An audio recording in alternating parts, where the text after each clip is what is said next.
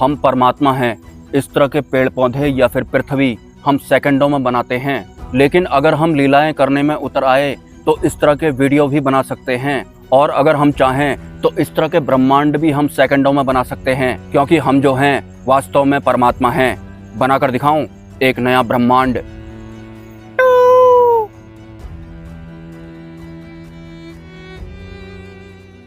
अभी जस्ट 1 घंटा पहले मैं बहुत ज़्यादा गहरी नींद में था और मुझे किसी दूसरे लोक के दृश्य दिखाई पड़ रहे थे, जहां एक कन्या, मुझे ऐसा लगा कि वो कोई गंधर्व कन्या है। वो कुछ बोल रही थी, मैं उनकी आवाज़ नहीं सुन पा रहा था। जैसे कि नींद से पहले मैं ध्यान करता हूँ और ऐसे ही मुझे नींद भी आ जाती है, तो उसके बाद मेरा जो ध्यान होता है वो नींद में स्विच ओवर हो जाता है। तो नींद खुली तो मैंने देखा कि 4 बज चुके हैं, तो उसके बाद सीधा लगभग 1 घंटे में मैं यहाँ पहुँच गया हूँ। मैंने रास्ते में आज एक भी ब्रेक नहीं मारा। अगर मैं ब्रेक मारता तो मुझे और भी ज़्यादा देर हो जाती और पूरी तरह से अंधेरा ही हो जाता। हालांकि अंधेरा अब होने ही वाला है। एक बंदर आया है ऊपर। एनीवेज, आज मैं बताऊंगा जो स्त्री होती है या फिर जो महिला होती है, उनको ज्यादा प्रेत बाधा क्यों होती है, या फिर सूक्ष्म जगत की शक्तियां उन्हें जल्दी प्रभावित क्यों कर लेती हैं। तो कॉमन और एक बेसिक फैक्ट बताऊंगा। विवाह तंत्र की चपेट में आने से पहले, भले ही वो स्त्री हो या पुरुष हो, उसकी एक ही कुलदेवी होती है। और कुलदेवी मतलब बहुत सारे देवी देवता या फिर बहुत बड़ा गढ़ भी उनके साथ में होता है। लेकिन जैसा कि आपको पता है कि हमारे इस फिजिकल वर्ल्ड में विवाह तंत्र नाम का एक प्रयोग बहुत पहले से बहुत ज्यादा चल रहा है। तो जैसे ही किसी लड़की की शादी करके उसे दूसरे घर में जाना पड़ता है, तो दूसरा घर मतलब उस परिवार की भी एक अपनी सेपरेट कुलदेवी होती है।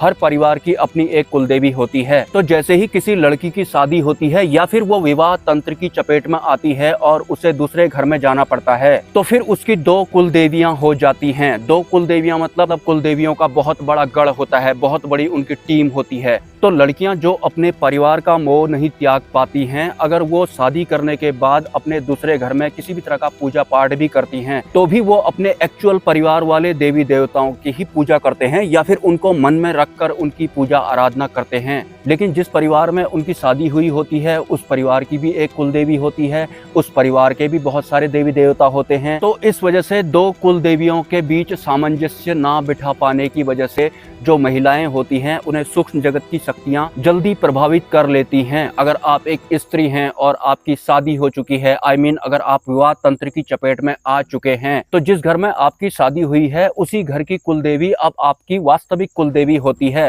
लेकिन मानसिक तौर पर जो महिलाएं होती हैं, जो एक्चुअल घर होता है, मतलब जो माता पिता का उनका घर होता है, उन्हीं देवी देवताओं के मनोभाव के साथ वो भक्ति भी करती हैं, अगर करती हैं तो इस वजह से कभी कभी 2 कुलदेवियों के सामंजस्य में सरवाइव करने की वजह से भी महिलाएं जो होती हैं वो सूक्ष्म जगत के साथ सामंजस्य ठीक तरह से नहीं बिठा पाती हैं।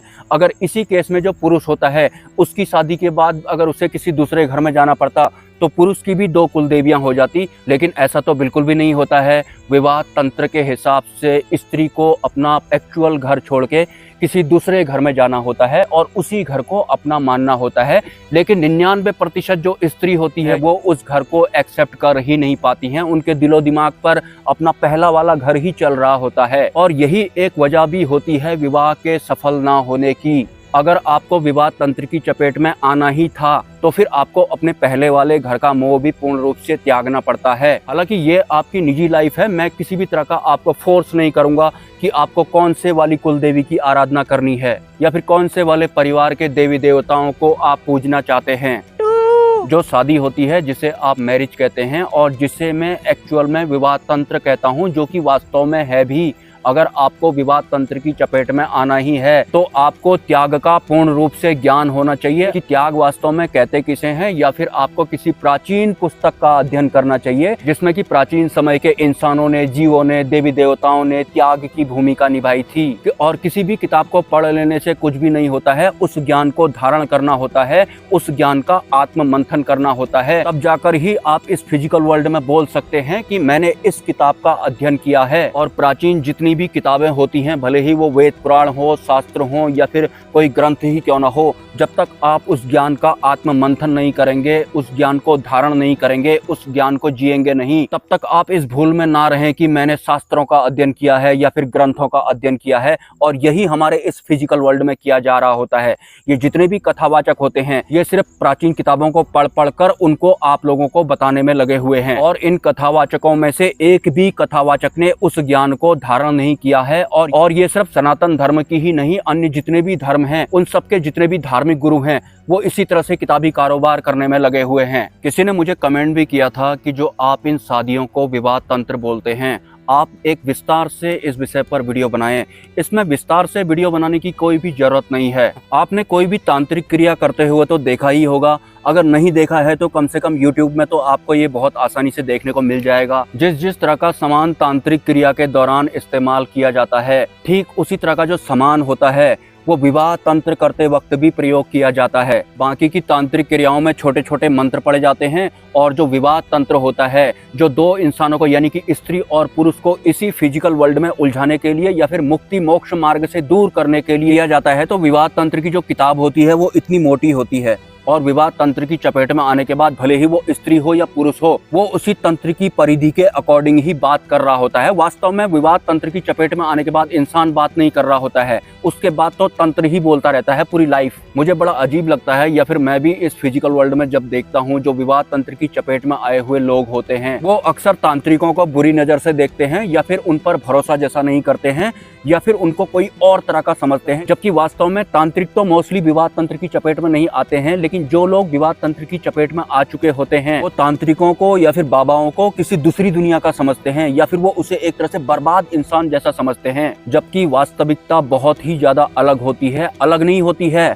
साफ साफ होती है। विवाह एक तांत्रिक प्रयोग है। विवाह तंत्र में एक पर्टिकुलर तांत्रिक बुक का इस्तेमाल किया जाता है, और जिसे सबसे बुरा सपना माना जाता है। अगर कोई इंसान अपनी शादी होते देख लेता है तो वो एक बहुत ही बुरा सपना होता है। अगर कोई इंसान अपनी ही शादी होते देखता है, अगर वो अपनी शादी किसी देव सत्ता के साथ होते हुए देखता है, फिर तो वो बहुत ही ज्यादा बुरा सपना होता है। अपने किसी खास इंसान को वो खो भी देता है अगर उसे ऐसा सपना आता है तो। और जैसा कि आपको पता है, हमारे इस पृथ्वी लोक में व्यापारी जगह जगह फैले हुए हैं। उन्हें सिर्फ धन कमाने से मतलब है। लोग कंकड़ पत्थर मिट्टी हर चीज का बिजनेस करने लगे हैं। तो विवाह भी उनके लिए एक बिजनेस है। वो चाहते हैं कि जितने लोग विवाह तंत्र की चपेट में आते जाएंगे, उनके बैंक अकाउंट भरते जाएंगे।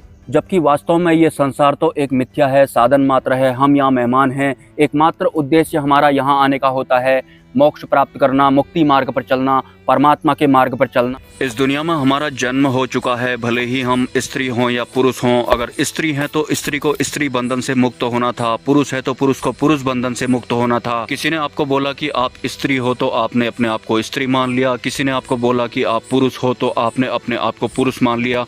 जबकि स्त्री और पुरुष एक बंधन है, और इंसान को इस स्त्री और पुरुष वाले बंधन से भी ऊंचा उठना पड़ता है, मोक्ष मार्ग पर चलना पड़ता है। लेकिन स्त्री और पुरुष बंधन के बारे में तो लोगों को पता है नहीं। ऊपर से विवाह तंत्र की चपेट में आने के बाद, या फिर विवाह तंत्र के कारोबारियों की चपेट में आने के बाद, इंसान उसी तंत्र के इर्द गिर्द घूमता रह जाता है। लेकिन अज्ञानतावश इस पृथ्वी लोक में इंसानों के दो गुट जैसे बने हुए हैं। स्त्रियों का अलग गुट होता है, पुरुषों का अलग गुट होता है। और हाँ, जो ये यक्ष कन्या, गंधर्व कन्या या फिर नाग कन्या होती है ना, जिनके लिए आप साधनाएं करते हैं, ये स्त्री और पुरुष बंधन से ऊपर उठ चुकी शक्तियां होती हैं। इसलिए ये किसी भी इंसान को, अगर वो पुरुष होता है तो उसे स्त्री रूप में दर्शन देती हैं, अगर वो स्त्री होती है तो उसे पुरुष रूप में दर्शन देती हैं। लेकिन एक आम इंसान तो उच्च स्तरीय गाइडलाइंस ना मिलने की वजह से स्त्री और पुरुष बंधन में ही बंद कर रह गया है। अगर आपके कोई सवाल हैं तो आप मुझे कमेंट कर सकते हैं। आप मुझे सपोर्ट करना चाहते हैं तो इसी वीडियो के कमेंट सेक्शन में या फिर कम्युनिटी पोस्ट में आपको एक QR कोड देखने को मिलेगा। स्वेच्छा से आप सपोर्ट कर सकते हैं, कोई जबरदस्ती नहीं है।